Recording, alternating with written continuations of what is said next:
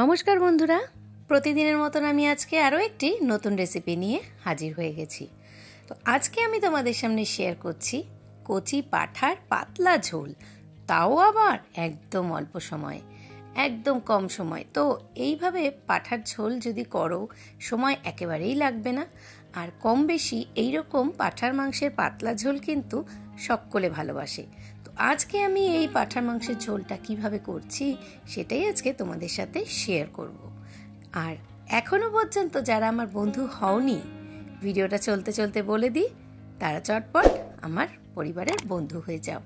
পাশে থাকা বেল নোটিফিকেশনটা অন করে দাও, যখন আমি নতুন কোনো ভিডিও আপলোড করব সবার আগে তোমাদের কাছে পৌঁছে যাবে। তো চলো, মাংসটা এখানে ধুয়ে আমি জল ঝরিয়ে নিয়েছি, নুন, হলুদ আর এখন দিয়ে দিচ্ছি 2 চামচ মতন কাঁচা সর্ষের তেল, আর দিয়ে দিয়েছি হাফ কাপ টক দই।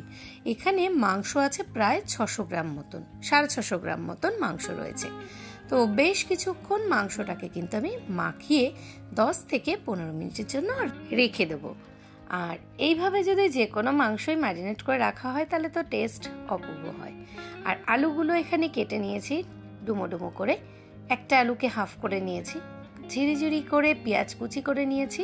আর এই রান্নার জন্য স্পেশাল একটা মশলা, সেটা হলো এখানে আমি 600 গ্রাম মাংসের জন্য 15 টুকরো মতন রসুন, কাঁচা লঙ্কা, 1 চামচ মতন জিরে নিয়েছি, আর আধা ইঞ্চি মতন আদা।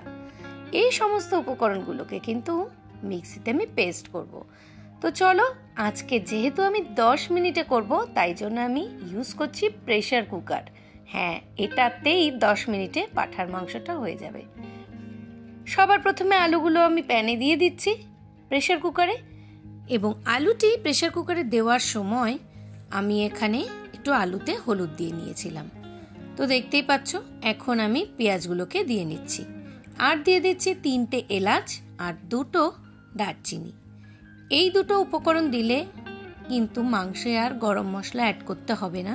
এটার থেকেই হালকা একটা সুন্দর স্মেল আসবে, যেটা হবে একদম পাতলা ঝোলের যে সুন্দর স্মেল, সেটা আলাদা করে কোনো কিন্তু গরম মশলা ইউজ করতে হবে না। আর এই যে মশলাটা আমি প্লেটে নিয়েছিলাম, কাঁচা লঙ্কা, আদা, রসুন, জিরে, এই সমস্ত মিশ্রণটাকে মিক্সিতে পেস্ট করে আমি এই পেঁয়াজটা যখন অর্ধেক বাদামি বর্ণ হয়ে গেছে, পেঁয়াজটা ভাজা, তখন আমি দিয়ে দিয়েছি।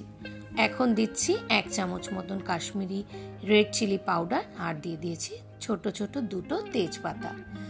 এরপরে ওই ম্যারিনেট করা মাংসটাকে আমি কিন্তু প্রেসারে দিয়ে দিয়েছি, এবং তাতে আমি দিয়ে দিয়েছি 2 চামচ চিনি আর 1 চামচ মতন নুন। এরপরে বেশ কিছুক্ষণ কিন্তু খুব সুন্দরভাবে আঁচটাকে কমিয়ে নিয়ে কষিয়ে নিতে হবে।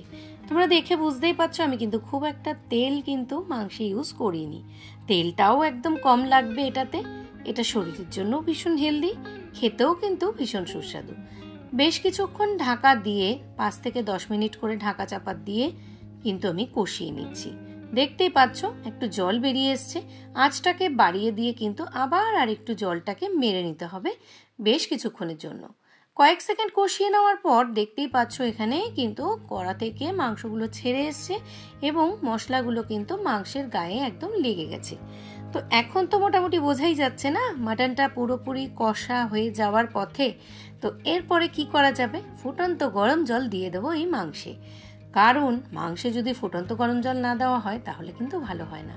আর ভাজা যে আলুগুলো ছিল সেগুলোকেও একদম দিয়ে দিয়েছি প্রেসার কুকারের মধ্যে। তো চলো চটপট করে এবার সিটি দেওয়ার পালা। একদম কম সময়ে জাস্ট 6টা সিটি পড়লো, গ্যাস অফ করে রেখে দিলাম। এবার জাস্ট দেখো মাংসটা কতটা সফট, কতটা সুন্দর হয়েছে দেখতে। তোমরা জাস্ট একটু দেখো, একটা ফর্কের সাহায্যে আমি তুলে নিচ্ছি কতটা সফট হয়েছে দেখতে। আর তোমরা চাইলে প্রথমে আলুগুলো না দিয়ে মাংসটাকে অর্ধেক সেদ্ধ করে তারপর তোমরা আলু দিয়ে কিন্তু মাটনটাকে সেদ্ধ করতে পারো। তো দেখো কত সুন্দর পাতলা ঝোল একটা পাঁঠার মাংসের। কচি পাঁঠার ঝোল বলো বা যে কোনো পাঁঠার মাংসের ঝোল তোমরা যদি এইভাবে একবার করে খাও, গরম ভাতে পুরো জমে যাবে খাবারটা। তো অপূর্ব সুন্দর হয়েছে দেখতে, খেতে তো কোনো কথাই নেই।